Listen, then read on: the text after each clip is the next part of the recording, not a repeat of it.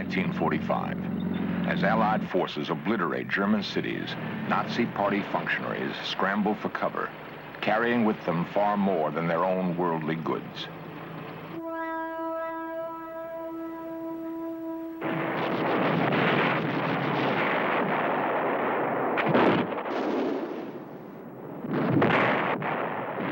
From D-Day, the 6th of June, to the complete collapse of German military strength, a brief 8 months had gone by. There had been little time for the looters to hide their ill-gotten wealth.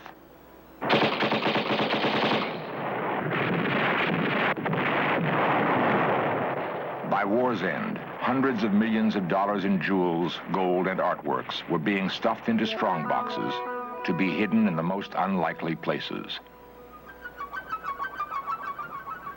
The Plunder set off one of the greatest treasure hunts in history.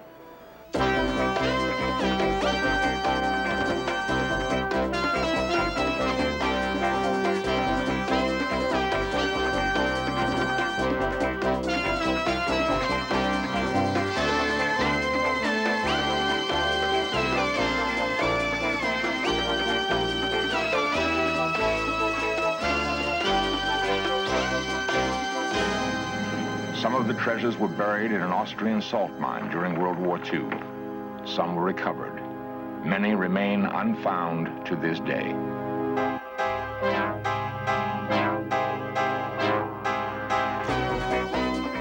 This series presents information based in part on theory and conjecture.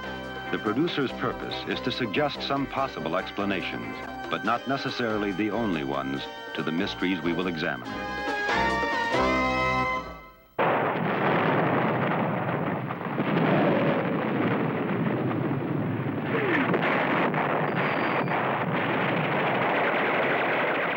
From the east, Russian forces hammer Berlin in the last days of World War II.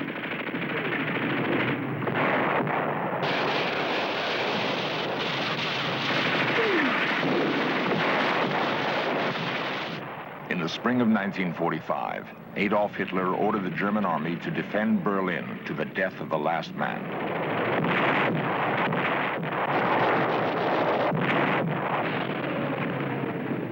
Russian soldiers sealed off Berlin as American troops mopped up the scattered pockets of German resistance east of the Rhine River.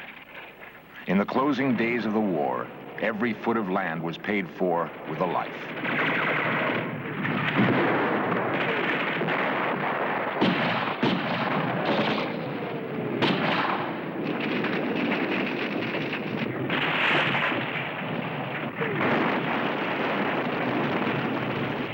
The once haughty German legions defended Hitler's capital city with companies made up of old men and young boys.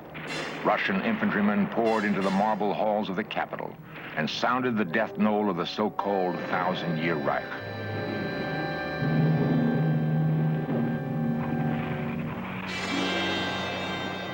Even as the Allied armies were writing an end to the Third Reich in Berlin, Hitler's henchmen were scurrying to save themselves.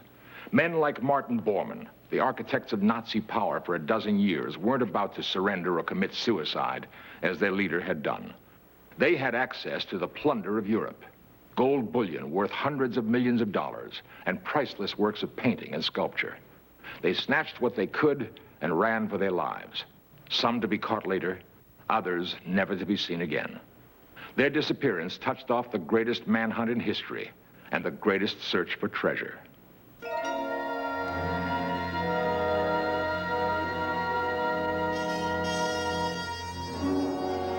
As Berlin fell, more than 500 top-ranking Nazis disappeared from sight. They took to the roads, wearing civilian clothes and using any means of transportation they could beg, borrow, or steal. The stolen treasures they carried were to be passports to a new life. The departure from Berlin of Nazi leaders was a far cry from their triumphant marches through conquered cities just 6 years earlier.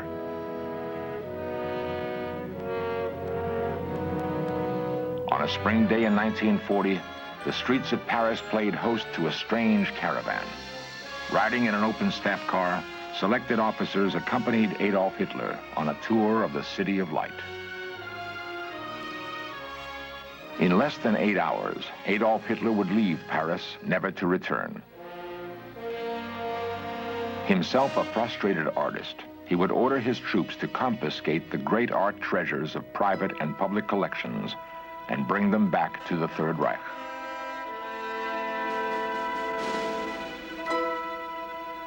Art historians have often attempted to trace the plundering that occurred during the Nazi occupation of Western Europe, but an impossible jungle of documents has subverted most of their attempts.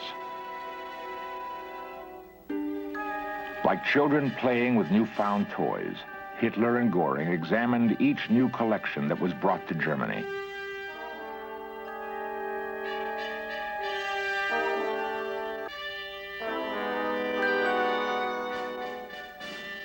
Countless hundreds of millions of dollars in paintings and sculpture adorned the walls of the Nazi Museum in Munich.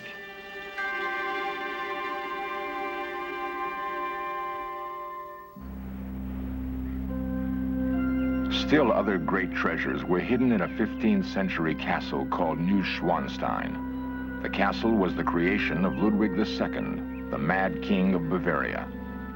In a sense, one madman's monument had become a storehouse for the greed and fantasies of another. For a time, Ludwig's collection of cheap glass and plaster fixtures was dignified by some of the finest works of Europe's old masters. As World War II ended, American GIs were sent to the castle to recover its treasures.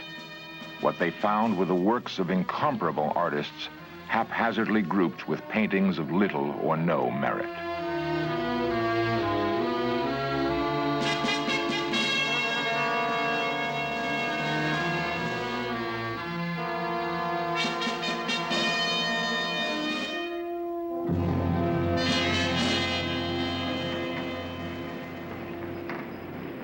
A salt mine had been the Nazi treasure repository.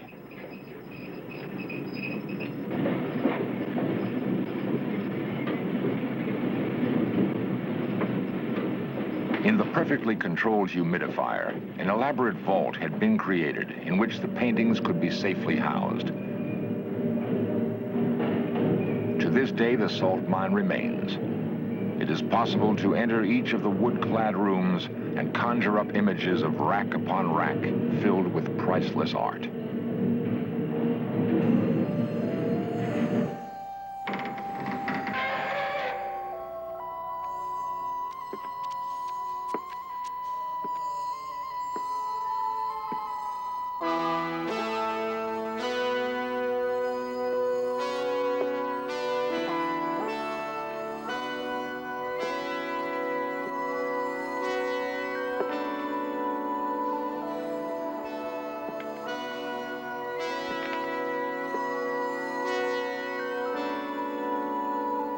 The search for treasure taken from the salt mine was assigned to men like Walter Horn, a German-born art historian who worked with U.S. military intelligence after the war.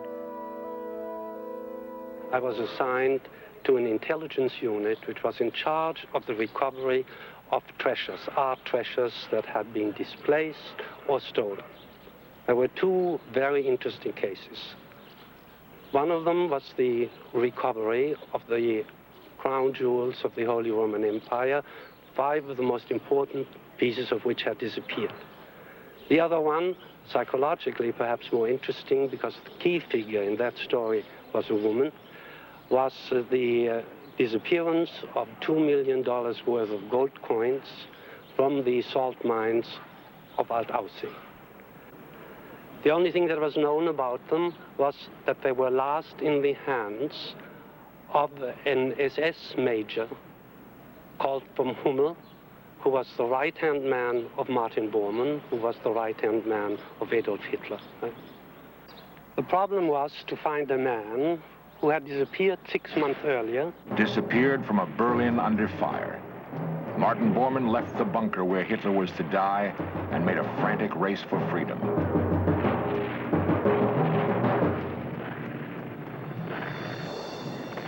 Years later, his chauffeur retraced the escape route used by Bormann and his men. As Russian tanks bombarded the area around the Reichstag, they made their way across the Spree River. In the very center of the city, they took refuge in an underground train station. In the subway tunnel, wearing civilian clothes, they mingled with frightened Berliners, praying that their meager concrete roof would stand up under the bombardment. Once they reached the western edge of the city, they took temporary refuge in a broken ruin, hoping to last out the day. I went using the normal methods of searching for a man by trying to meet the people who saw him last and see whether his tracks disappeared or did not disappear. They disappeared. Apparently, the escapees weathered that night in an abandoned building, and the next day set out on a prearranged escape route south. Bormann's face was well known to almost every German. In the chaos surrounding war's end, however, he slipped out of Berlin and made his way to the Alps. After about 2 weeks in the Austrian mountains, including a search in the Alpine huts and a search in sawmills all the way down from the high Alps to the valley of Salzburg, I had come to the conclusion that he was lost. Were it not for the dedication of the hunter, the treasure might have been forever lost. That I had no other choice now than to approach Mrs. von Hummel. At the end of a conversation, rather than interrogation of about 45 minutes, she admitted that she knew where he was and declared her willingness to go and see him and to inquire about the whereabouts of the coins. I left her alone for 3 days, saw her again, and she declared, "Lieutenant Horn, I'm happy to report that the coins are in the hands of the Prince Archbishop of Salzburg." I said, "This is fine, Mrs. von Hummel, my mission is accomplished." Other pieces of treasure, however, were not found, and years later would become the subject of life and death struggles.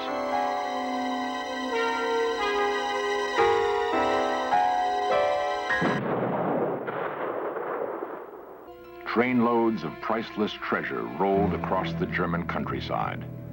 Hitler's officers made sure the plunder of Europe was complete. It included the most precious thing of all, humanity. Hundreds of thousands of Jews would be herded aboard Hitler's trains. Many would die of starvation along the way. The trains leaving collection centers throughout Europe were expressions of fundamental Nazi philosophy. To be other than German was to be inferior. To be Jewish was to be despised. At the end of the line were the concentration camps. They were foul stockyards of humanity stripped of hope.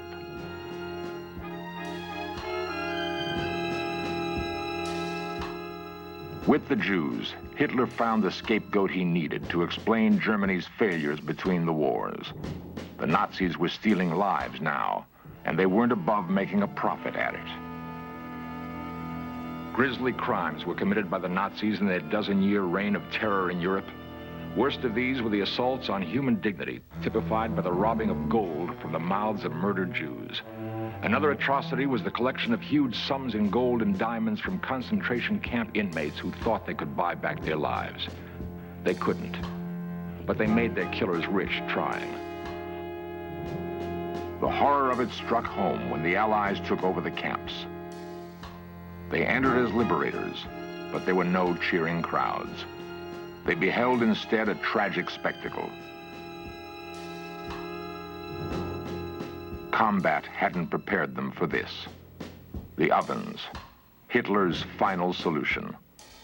Human bones piled everywhere. Clearly, the horrors invented by the Nazis were beyond comprehension, beyond words. Treasure could be recovered, but lives could not. The task would be enormous. Perhaps it would never be completed. The great bulk of Nazi plunder would be recovered immediately after the war. Uncounted millions, however, disappeared with Hitler's henchmen. Men who, like Martin Bormann, are still at large. Among them, Dr. Joseph Mengele.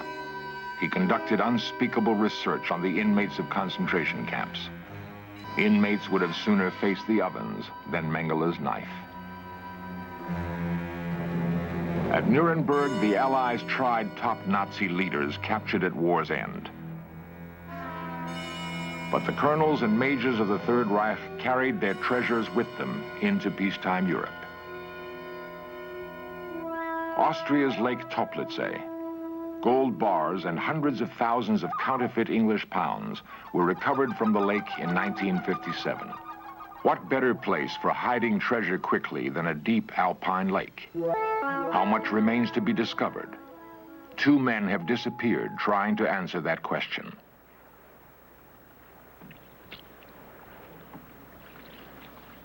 The search goes on in spite of the lake's ominous history.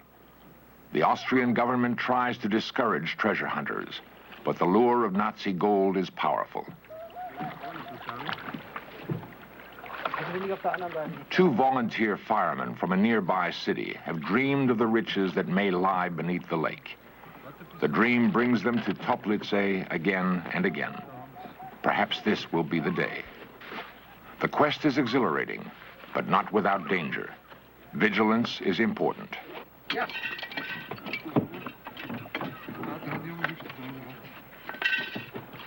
Treasure hunters are optimists, and it is a fine day for a dive.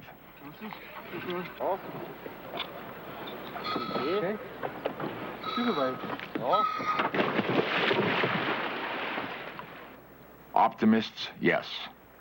But the treasure hunters know other hunters may be abroad. The men who hid the gold were not strangers to killing. Who knows where they are now? The water is deep and cold. It is easy to see how it has kept its secret for more than 30 years.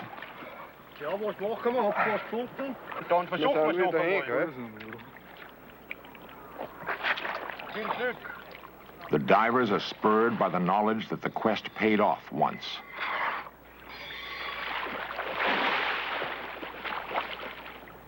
There was another time when blood may have been spilled to keep the secret of the lake. The secret was born in 1945. The Nazi hierarchy, not killed outright, was in flight. If they were caught, they might lie their way out of long prison sentences, but not if they were caught with treasure.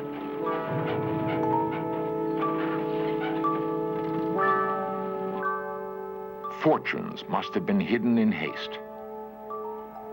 Lakes along the escape route beckoned.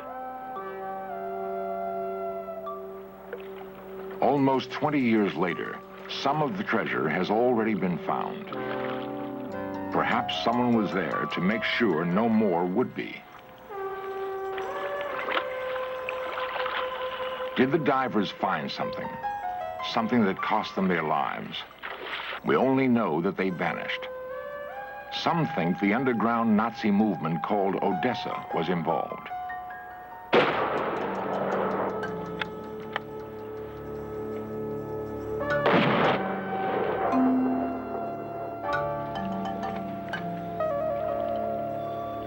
It is 1976. No one will vanish on this dive. There will be no treasure either. It is possible that the gold remaining in Toplice was moved years ago when its guardians felt others closing in. There are many other lakes and many secret bank accounts. Serious investigators don't dismiss the notion that there are still men in hiding who would see Hitler's nightmare world reborn. Great treasure would have to be close at hand to once again unleash the dogs of war.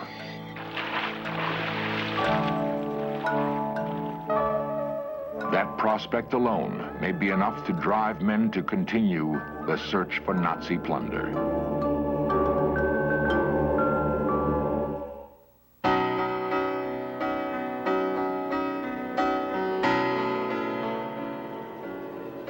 Florence, the capital of Renaissance culture, is the center for the continuing search for the plundered art treasures of Europe. Rodolfo Siviero is the most active of the art detectives. Questi sono tutti documenti tedeschi He stayed on the trail of Nazi art thieves long after others had given up.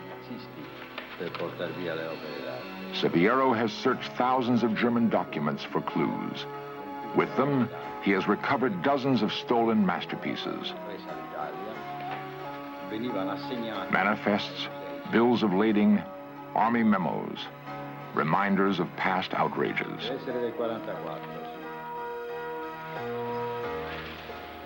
The collections of the Uffizi Gallery and the Pitti Palace in Florence have been reconstructed through the work of Severo and his colleagues. Yet Severo estimates that a third of Italy's plundered art is still missing. He thinks much of it is hidden behind the Iron Curtain in East Germany. One of his hardest tasks has been to root out the fake masterpieces that began showing up after the war. Museums, anxious to restore their collections, often fell victim to swindles. The flood of copies has made it even harder to trace the fate of the originals.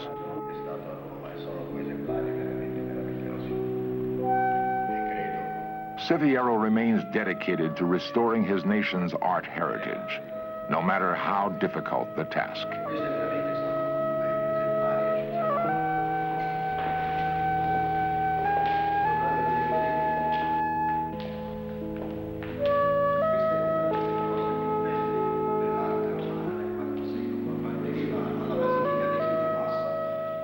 It is important for men like Severo to believe that beauty can endure. It must endure if man is to banish the ugliness of war. Perhaps, if beauty endures, the flaming destruction of the past can finally be cast aside.